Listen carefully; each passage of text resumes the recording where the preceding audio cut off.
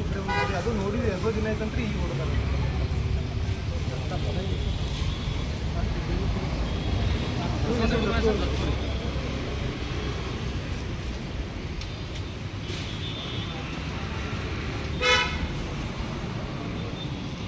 ನಿನ್ನೆ ದೇವಲಗಣಪುರದಲ್ಲಿ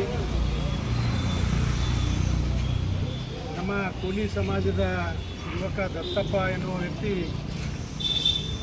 ಏನು ಆಟೋ ನಡೆಸ್ತಾನೆ, ಆ ವ್ಯಕ್ತಿ ಆಟೋ ನಡೆಸುವಂಥ ವ್ಯಕ್ತಿ ಏನೋ ಹಿಂದಕ್ಕೆ ಕಾರಣದಿಂದ ಅವರಿಗೆ ಗುರುಗುಟ್ಟಿಸಿ ನೋಡ್ಯಾನ ಅನ್ನುವಂಥ ಒಂದು ಸಣ್ಣ ನೆಪವನ್ನು ಇಟ್ಕೊಂಡು ರಾತ್ರಿ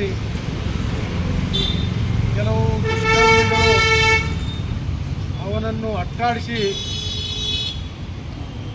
ಹರಿತವಾದಂಥ ಅಸ್ತ್ರಗಳಿಂದ ಬರ್ಬರವಾಗಿ ಹತ್ಯೆ ಮಾಡಲು ಪ್ರಯತ್ನ ಮಾಡಿರೋದು ನಾವು ಬಲವಾಗಿ ಖಂಡಿಸ್ತಾ ಇದ್ದೀವಿ. ಯಾವ ರೀತಿ ಅವರು ಹೊಡೆದಿದ್ದಾರೆ ಅಂದ್ರೆ ಇಡೀ ಮಾನವ ಕುಲಕ್ಕೆ ಇವತ್ತ ತಲೆ ತಗ್ಗಿಸುವಂಥ ಒಂದು ಘಟನೆ ನಿನ್ನೆ ನಡೆದಿದೆ.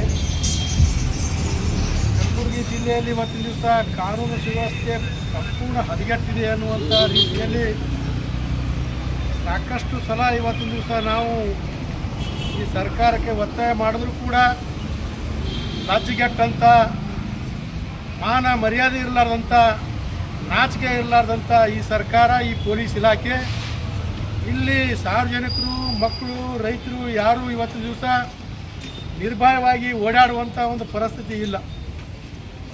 ಒಂದು ಕ್ಷುಲ್ಲಕ ಕಾರಣಕ್ಕೆ ಇವತ್ತಿನ ದಿವಸ ಈ ರೀತಿಯಾಗಿ ಅಟ್ಟಾಡಿಸಿ ಇವತ್ತಿನ ದಿವಸ ಸ್ವಲ್ಪನೂ ಕನಿಕರ ಇಲ್ಲಾರ್ದೇ ತಲವಾರ ಮತ್ತು ಹರಿತವಾದ ಅಸ್ತ್ರಗಳಿಂದ ಇವತ್ತ ಯಾವ ಒಂದು ನಾಯಿಗೆ ರೀತಿ ಹೊಡೆಯಲ್ಲ ಆ ರೀತಿಯಾಗಿ ಇವತ್ತು ದಿವಸ ಹೊಡೆದಿದ್ದಾರೆ. ಇವತ್ತು ಕೂಡಲೇ ನಾನು ಈ ಒಂದು ಆಸ್ಪತ್ರೆಗೆ ಭೇಟಿಯನ್ನು ಕೊಟ್ಟಿದ್ದೀನಿ. ನೋಡಿದ್ರೆ ಇವತ್ತು ಕಣ್ಣ ನೀರು ಬರ್ತಾವೆ. ಇವತ್ತು ದಿವಸ ಆ ಒಬ್ಬ ದತ್ತುವಂಥ ಇಂಜುರಿ ಆದಂಥವ ಸಾವು ಬದುಕಿನ ಜೊತೆ ಇವತ್ತು ಹೋರಾಡ್ತಾ ಇದ್ದಾನೆ. ಆದರೆ ಇವತ್ತು ಪೊಲೀಸರು ಮಾತ್ರ ನಮಗೇನು ಗೊತ್ತಿಲ್ಲ ಅನ್ನುವಂಥ ರೀತಿಯಲ್ಲಿ ಇವತ್ತು ದಿವಸ ಅವರು ಅವ್ರ ವರ್ತನೆ ನೋಡಿದ್ರೆ ನಮ್ಗೆ ಭಾಳ ಬೇಸರ ಅನಿಸ್ತದೆ. ಆದ್ದರಿಂದ ನಮ್ಮದೇನು ಕೂಡಲೇ ಆ ಆರೋಪಿಗಳನ್ನು ಬಂಧಿಸುವಂಥ ಕೆಲಸ ಮಾಡಬೇಕು ಮತ್ತು ಮುಂದೆ ಇಂಥ ಘಟನೆ ಆಗಲಾರ್ದಂಗೆ ನೋಡ್ಕೋಬೇಕು.